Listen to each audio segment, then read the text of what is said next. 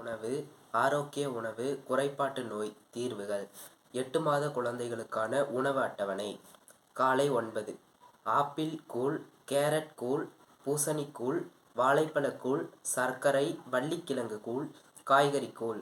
மதியம் 12 மசித்த நெய் சாதம், தக்காளி கிச்சடி, பொங்கல், புதினா கிச்சடி, கேரட் கிச்சடி, மசித்த பருப்பு சாதம். மாலை 6 ஹோம்மேட் செர்லாக்ஸ், பார்லி கஞ்சி, ஓட்ஸ் உப்மா, ரவா உப்மா, ராகி கூழ், இட்டலி.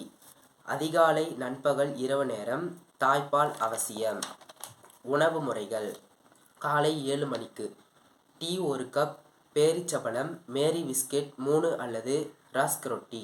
காலை 8:30 மணிக்கு கஞ்சி 1 கோப்பை அல்லது 2 இட்லி அல்லது 2 சப்பாத்தி, பாலாடை கட்டி 1 துண்டு அல்லது 1 முட்டை மற்றும் 1 டம்ளர் பால். காலை 11 மணிக்கு முளைக்கட்டிய தானியம் 1 குவளை, எவையேனும் 1 பழம். மதியம் 1 மணிக்கு சப்பாத்தி 3 அல்லது 3 கரண்டி சாதம், பருப்பு 1 குவளை, பச்சை காய்கறி 1 குவளை, தயிர் 1 குவளை, சாலட் சிறுதட்டு நிறைய. மாலை 4 மணிக்கு கொஞ்சம் உப்புமா, பால் 1 டம்ளர். இரவு 8:30 மணிக்கு சப்பாத்தி 3 அல்லது 3 கரண்டி சாதம், பருப்பு 1 கரண்டி, பச்சை காய்கறி 1 கரண்டி, தயிர் 1 குவளை, மீன் அல்லது கோழிக்கறி 1 குவளை, சாலட் 1 தட்டு. இரவு 9:30 மணிக்கு பால் 1 டம்ளர்.